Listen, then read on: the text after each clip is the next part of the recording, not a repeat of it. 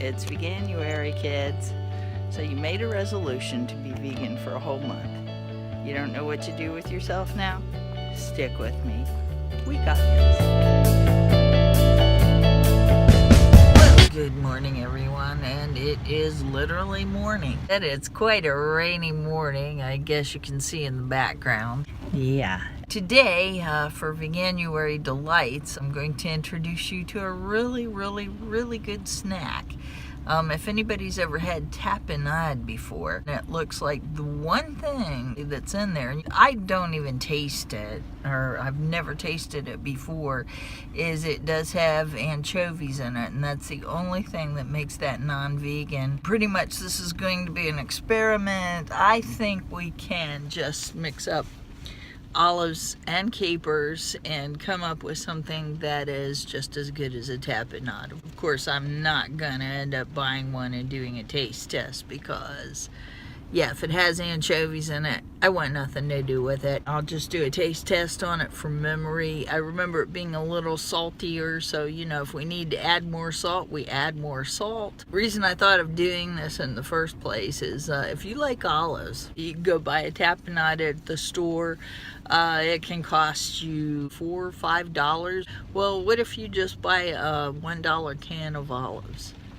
And you buy a $2 jar of capers, and then you mix them together, put them on a cracker, and you've got the same thing as a tapenade, vegan version of course, and it probably tastes pretty good.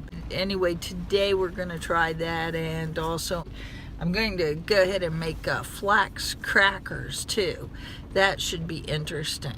I'm taking it from a raw recipe, but I do not have a dehydrator. A dehydrator, you would set it not more than 118. I'm gonna just use my oven and go for the lowest setting. You know, you do what you can. For the price of a can of olives, a jar of capers, some flax meal, we're going to make a snack that's deserving. Join me on this venture and we will see what happens. I'm not getting you a recipe every day like was my plan, but I didn't know this before. It takes a lot of setup, a lot of camera time, a lot of slowing down here and slowing down there because you have to keep a continuity to it. And there's a little more involved than I realized, so trying to get you enough there to keep you going. I hope you're discovering that you have such a wide variety of food in a vegan lifestyle. I hope your world is opening up to you. With that being said, let me go about my day, and when I get home, we are going to cook. See you then. We are here to make tapenade, and I'm actually going to make crackers too. I thought also I'd give you a little bonus round, and that bonus round happens to be the delicious substance that we all seem to use, vegan or non-vegan alike, and that's called almond milk. Hopefully you saved your almond fiber. If you did not save it, you can either use almond meal or you can grind almonds. The essential is to get enough to actually make the crackers. Also, what you could do if you happen not to have any almonds and you do have flax flour, flaxseed, you can pretty much use that or any other type of plant fiber that you might have. Be creative. You can change up this, you can change up that, as long as you get the same consistency. Give it a try. Experiment a little bit. See what you get. Round 2. The crackers. This, as I said, is a raw recipe. Being that it is a raw recipe, you're not supposed to heat these over 118 if you want it to be a raw food. I don't have that advantage because I don't have a dehydrator. So what I'm going to do is I have my oven set on the lowest setting. Lowest setting, it says warm here, it's warm, and then 200 I think is next. So I know that it's under 200. It may be more nutritious as a raw recipe, but I can guarantee you, even if I have to go to this extreme, it's still going to have nutrition. I have a baking pan here. I'm going to line this with parchment paper. Parchment paper. When I first became vegan, it was like I wanted to stay far away from this stuff because I thought, oh my gosh, parchment must be made of sheep. But no, it's not sheepskin, apparently. So don't worry about that. Over this pan. So all this beautiful stuff that I did with the almond. Now it's almond and it's also sweet. I'm going to go ahead and make a cracker of. If you can find this quantity of sesame seeds, go for it. If you live near a Weiss Market, I actually just got this at Weiss Market, and I think I paid, what, $3.50, I think, for all of that. To make this cracker, I'm just going to do about 1 cup of sesame seeds. And we'll put that right in. Add about 1 cup of the flax. Now, the thing about flax is that it will absorb water, so it will expand. It'll also help to hold the cracker together, to bind things together. So I'll be putting a cup there. So I've got about a cup of the almond substance that we have, a cup of the flax, and then a cup of sesame seeds. So a cup of water. And put in there. One secret about this is you don't want it too wet, because you're going to have to go through a long, drawn-out drying process. So expect this cracker to be mildly sweet because of the maple syrup. And I'm just going to set this to the side and let it firm up. Okay, so our flax is set up for a while. This is probably the right consistency for it. Fun part. So I will take my sheepskin parchment paper. I'll go ahead and put this down. I'm going to try to make it as thin as a cracker. The flaxseed is probably still developing a little bit on here. I'm just going to go ahead and spread this out. Other tools besides the teaspoon probably would act a little better, but that's okay. Using what I have. That's a good one for you too. Use what you have. Use what you have.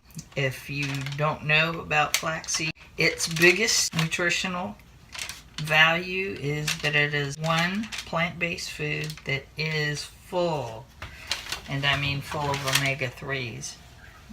I think some reports, I don't know how biased they are, but some reports say that you can get more omega-3 from flaxseed than you actually can from salmon. As I'm spreading it out, I'm trying to make it sort of even. You happen to have flaxseed and not flaxseed meal, what you may have to do is actually put a little water in the blender, and you don't even need to grind them fully. Hull on the outside has to be broken, because otherwise then you'll get no nutrients at all from them, because that husk kind of protects them. If you put them in the blender for a while and break the husks on them, then basically you are getting the nutrients. At this point you can make little serrations in it, and it just makes it break up easier. Yes, we got the rusticism going here. We got it going down that way, and we got it going down this way. Now, the thing is kind of make sure where you're going to be during the course of the day, because this process can take a while. I think if you put it in a dehydrator, it's kind of like a 10-hour process, 10, 11-hour process. So here we go. You can barely see where I cut it, but that definitely is there. I think part of that is just what the camera's picking up. This is what we came to the party for. It's a couple hours later. My crackers are still drying out in the oven, and yeah, they're taking their sweet time. I guess I'm just hungry and would like some crackers. And I am going to make the tapenade.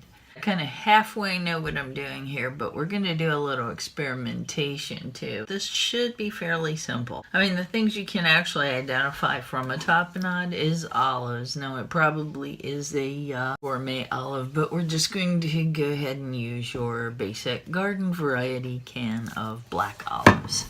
We are also going to include just a little olive oil, your basic caper. So now you can get a little tiny 3-ounce jar, 4-ounce jar, whatever it is, maybe about that tall. It'll cost you about $4 or $5 with a tapenade. This, or the whole reason for doing this, is so we can make a really decent recipe. So I'm going to go ahead and open up the olives and drain the water. Now the capers, I'm going to put the capers in first, and probably, I think I'm going to go ahead and use the briny water too, and that might actually help give it the salt. But I'm going to put tablespoon of capers. I'm gonna go ahead and do those first. Reason being, they're just a little bit tougher than the olive, and I just kind of want to give them a head start on the grinding.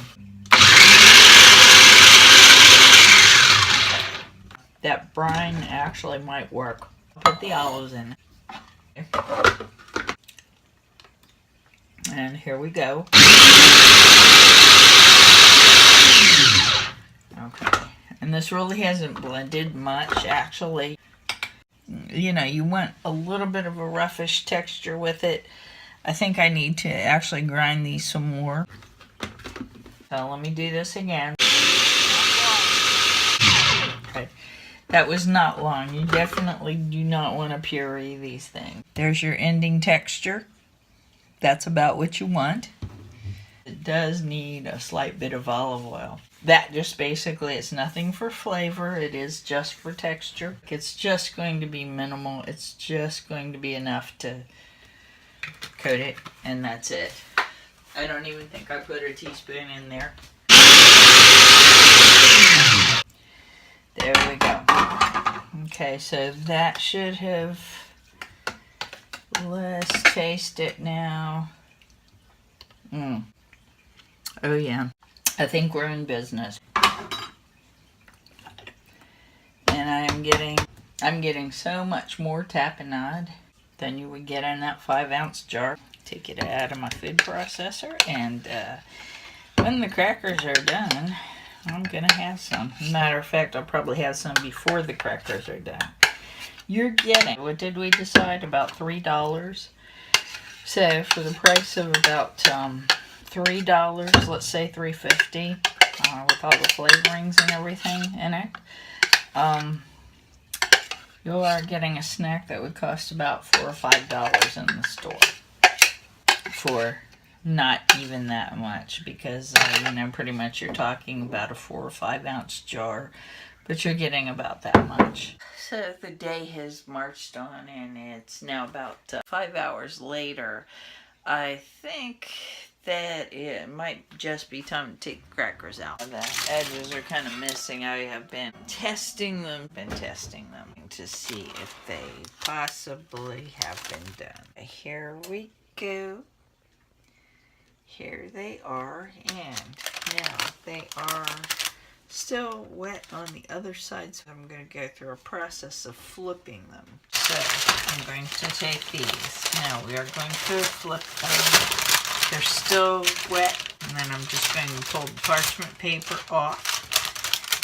And yeah, you can see we still got some water happening here, but like I said, this is the final stretch, and they should actually dry from here. There they are. The other side is dry enough to kind of keep them in shape, or keep them in the shape that they should be. There's a little bit of separation there.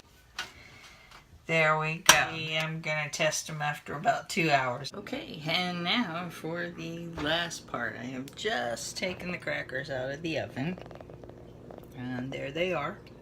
And I've got the tapenade on the side here. Not. Here we go. This is the Flax cracker. And these are extremely rich crackers. So I'll go like that. Okay, like that, get a little tapenade, and let's see.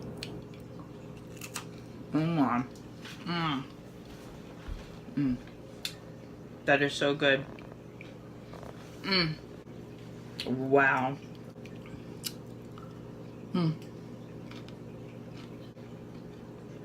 I am just pleased. Wow. The recipe would have benefited with some salt, so what I did was I took out some sea salt and just lightly sprinkled the top. The cracker at that time was still wet, so I just kind of took my hand and pressed it in a little bit, you know, not too much, just so it would stick. That definitely made a difference. I just wanted to let you know that. Hope you enjoy it very much. Have a good day, and I will talk to you later.